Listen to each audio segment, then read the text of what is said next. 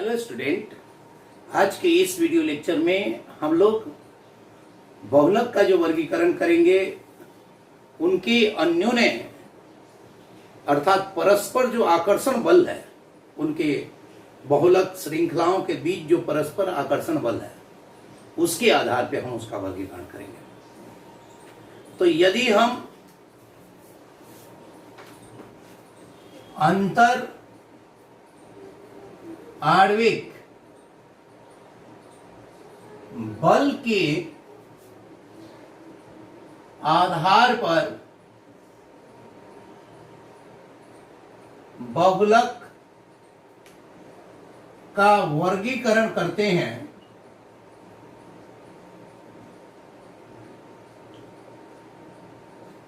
तो बहुलक जो होता है वो 4 प्रकार का होता है। तो बहुलक 4 प्रकार का होता है। पहला जो है बेटा, जिसे हम इलास्टोमर कहेंगे। दूसरा जो होता है फाइबर, या इसे हम तंतु कहेंगे।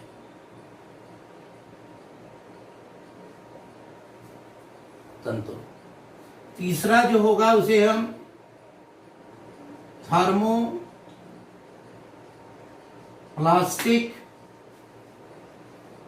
और चौथा थर्मोसेटिंग कहेंगे।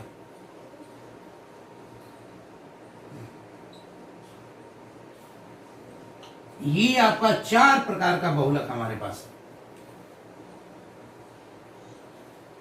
इस चीज को समझिए। तो अगर मैं एक एक करके सबके बारे में अध्ययन हम लोग करते हैं, सबसे पहले हम पढ़ेंगे इलास्टोमर। देखिए, इलास्टोमर में दुर्बल अंतराण्विक बल होता है। जैसे अगर हम लोग इलास्टोमर की बात करें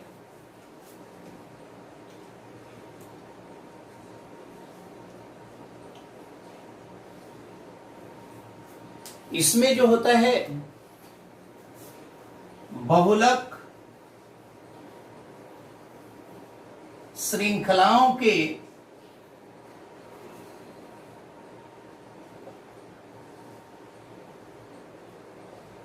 बीच दुर्बल अंतराण्विक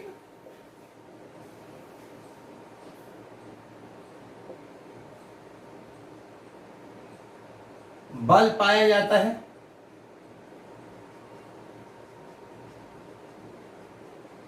देखिए, दुर्बल अंतराण्विक बल पाया जाएगा तो इसके जो अवकत गलनांक होंगे वो कमी होगा। लेकिन इसमें सबसे इंपॉर्टेंट चीज जो आपके पास मैं रखना चाहता हूं वो ये है कि इसमें प्रत्यास्था का गुण पाया जाता है। इसमें रबर के समान प्रत्यास्था का गुण पाया जाता है। अब देखिए, रबड़ के समान अगर प्रत्यास्था का होगा तो ये रबड़ की जगह पे भी इस्तेमाल किए जाएंगे, उसके अल्टरनेट के रूप में इस्तेमाल किए जाते हैं। इसका 2 उदाहरण जो है वो आप याद कर लीजिए। SBR सब लोग जानते हैं, इसे बुना इस कहते हैं। NBR इसे बुना एन कहते हैं। ये दोनों प्रत्यास्थ बहुलक हैं, इलास्टोमर कह सकते हैं। ये रबड़ के समान लचीले होते हैं और ये अगर इन पे बल लगाइएगा तो इनमें विकृति आएगी, बल छोड़िएगा ये वापस आ जाएगा, अपने वापस जो शेप होगा वो आकार ग्रहण कर लेगा। तो ये इनकी खास बात है इलास्टोमर का। अगर मैं दूसरा लूं तंतु, सबसे इंपॉर्टेंट है इसमें फाइबर। तो इसमें प्रबल अंतर आणविक आकर्षण बल होता है। तंतु या इसे हम फाइबर जिसे कह रहे हैं, इसमें बहुलक श्रृंखलाओं के बीच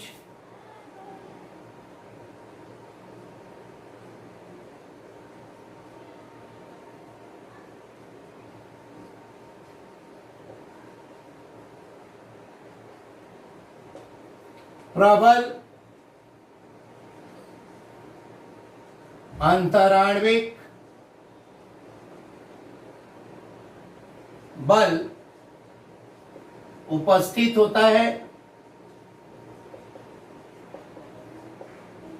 अब देखिए यहां पे आपको थोड़ा सा ध्यान देना होगा कि ये कौन से बल है। एक तो एचाबंध हो सकता है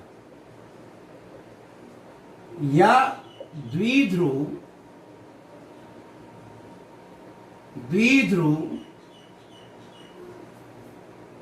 वांडर वाला आकर्षण बल होता है।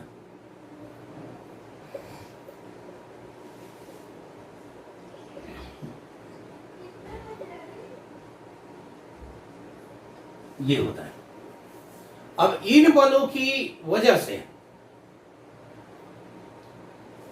ये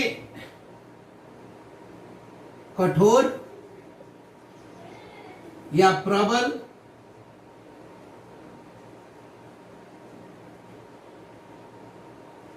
अंतराण्विक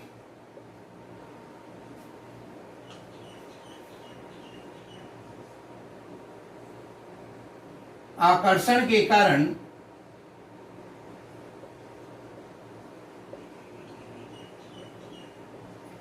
देखिए इनका जो गलनांक होता है, मेल्टिंग पॉइंट, वो शार्प और मतलब वो तीक्ष्ण होता है और उच्च होता है। कारण जो गलनांक होता है तीक्ष्ण एवं उच्च होता है। इनका गलनांक तीक्ष्ण एवं उच्च होता है, पहली बात। दूसरी बात कि इनमें स्ट्रेंथ मतलब स्ट्रॉन्ग सॉलिड होते हैं। ये जो होते हैं इनकी तनन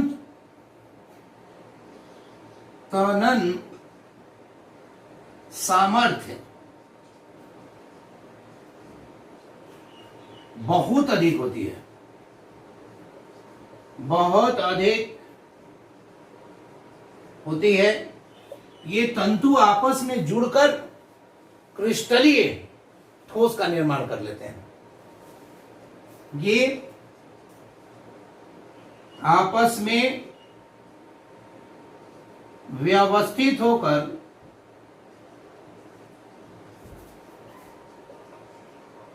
क्रिस्टलीय ठोस का निर्माण कर लेते हैं। ये क्रिस्टलीय ठोस का निर्माण करते हैं आपस में व्यवस्थित होकर। ये बहुत इंपॉर्टेंट चीज है।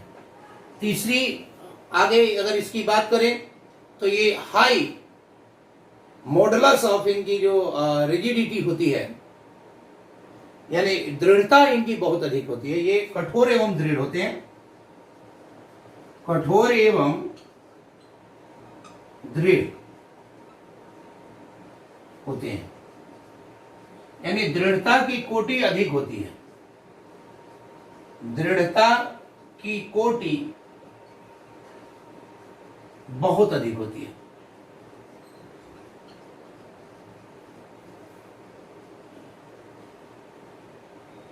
फाइबर का बहुत ज्यादा उपयोग है हमारे जनरल लाइफ में। आप ये देखेंगे, जैसे इसका उदाहरण है नाइलॉन हो गया, 6 हो गया, पॉलिस्टर हो गया यानी टेरिलीन हो गया। उदाहरण अगर देखेंगे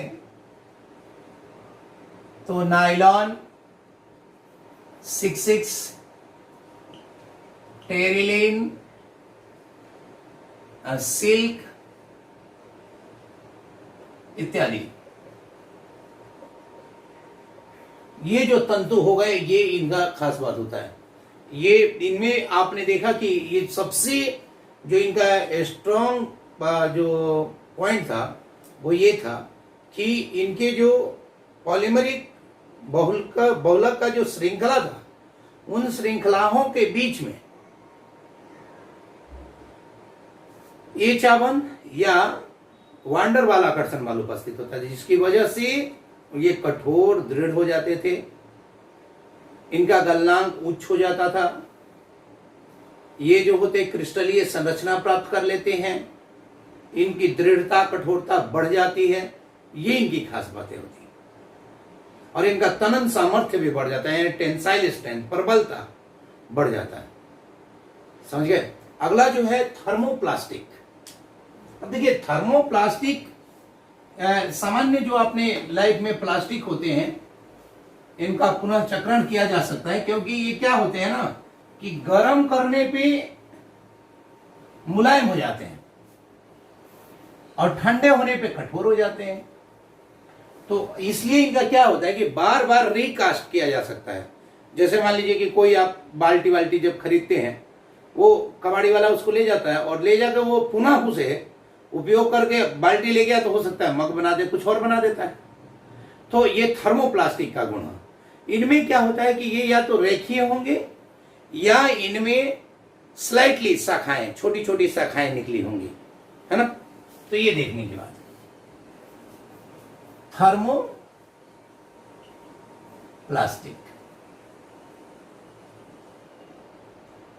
ये रैखिक या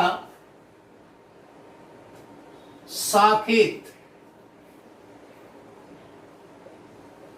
बहुलकों की लंबी श्रृंखला होती है,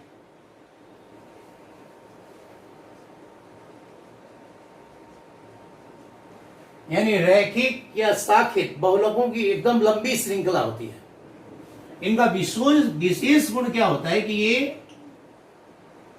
गर्म करने पर मुलायम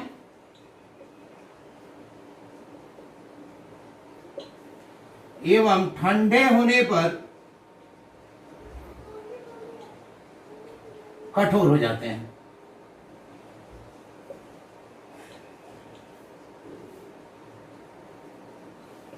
गर्म करने पे मुलायम और ठंडा होने पे क्या हो जाते हैं, कठोर हो जाते हैं। अतः इन्हें बार बार अलग अलग संरचनाओं में निर्मित किया जा सकता है। अतः इनका पुनः निर्माण किया जा सकता है।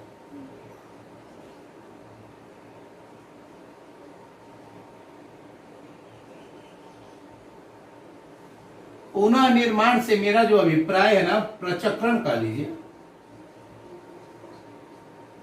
रिसाइकलिंग, रिकास्ट किया जा सकता है, जैसे एक शेप से दूसरे शेप में बदला जा सकता है। तो ये इसकी खास बात है। इसका एग्जाम्पल देखिए, पीवीसी, पॉलीथीन, पॉलीस्टीरीन, पॉलीस्टीरीन भी इसका एग्जाम्पल है, इत्यादि। एक है थर्मोसेट। अब थर्मोसेट क्या है? ये सर्वाधिक कह लीजिए कठोर, दृढ़ या प्रबल बहुलक होता है। कारण यह होता है कि इसमें आपका तिर्यक आबंध हो जाता है, नेटवर्क बन जाता है, तिर्यक आबंध या नेटवर्क बन जाता है। और इसकी विशेष बात यह होती है कि एक बार इसने जो संरचना प्राप्त कर लिया वो अस्थायी संरचना है, वो फिर परिवर्तित नहीं होती है। तो ये हो गया थर्मोसेट। ये क्या है? यह एक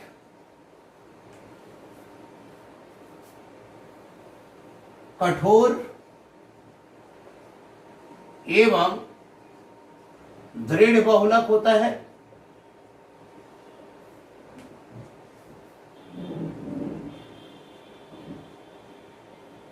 अच्छा, इसमें प्रबल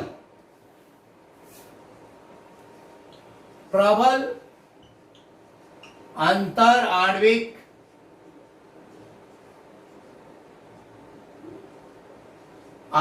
मतलब अंतर आणविक बल उपस्थित होता है।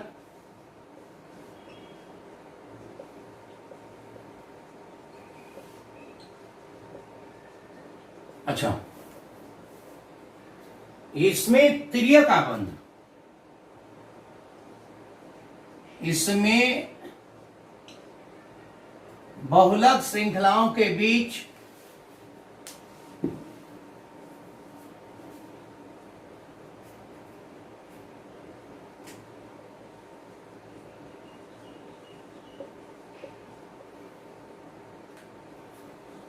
श्रृंखलाओं के बीच प्रबल नहीं के बीच तिर्यक आबंध निर्मित होता है या उपस्थित होता है।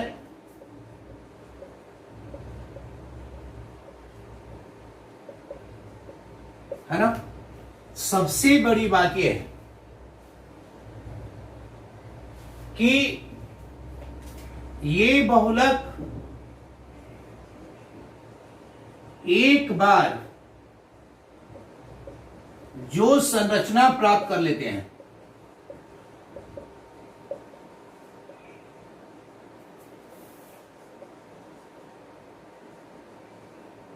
वो स्थायी संरचना होता है।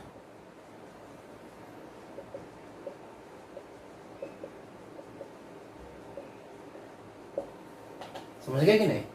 इसमें एक और चीज देखिएगा थोड़ा कि इसका जो एग्जाम्पल है बैकेलाइट है,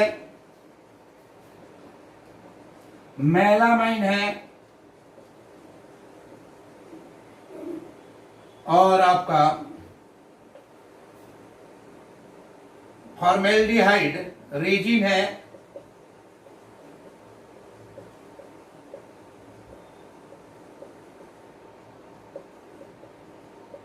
ये स्थिति है। एक और बात मैं बताऊं कि अगर मैं मान लीजिए कि चारों बहुलकों को उनके बल के आधार पे मतलब कि अंतराण्विक बल के आधार पर अगर मैं सजाऊं तो सबसे दुर्बल होगा ये इलास्टोमर। इलास्टोमर सबसे दुर्बल होगा। इसके बाद होगा थर्मोप्लास्टिक,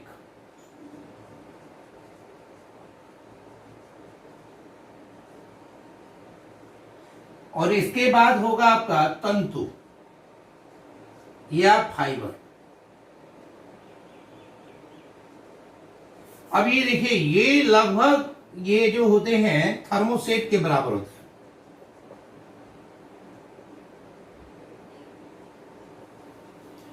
या ये ज्यादा ही होता है, मान लीजिए थर्मोसेट, क्योंकि इसमें तिर्यक आबंध होता है। यानी जो थर्मोप्लास्टिक था उसका जो प्रबलता है वो इलास्टोमर और तंतु के बीच का है। तो सबसे मजबूत हो गया थर्मोसेट, ये स्विच वगैरह जिससे बनते हैं। फिर हो गया ये तंतु फाइबर, जिससे टायर में जो तार जो फाइबर यूज होते हैं, नायलॉन की जुराबें बनती हैं, ये सब जो नायलॉन की चीजें बनती हैं। फिर होता है थर्मोप्लास्टिक, जो आम प्लास्टिक है, पीवीसी पाइप वगैरह। फिर इलास्टोमर यानी रबर, जो आपके बॉल हो गए, गेंद हो गए, इसमें जो चीजें इस्तेमाल होंगी ये चीजें होती हैं। तो ये आपके बल के आधार पर वर्गीकरण है। तो इसको आप बहुत बड़ा टॉपिक तो नहीं है, लेकिन इसको इंपॉर्टेंट है क्योंकि इसको बार बार आपको रिवाइज करना पड़ेगा और इसके उदाहरण को ध्यान रखना पड़ेगा, उसके गुणों को भी आपको ध्यान रखना पड़ेगा। Thank you, best of luck.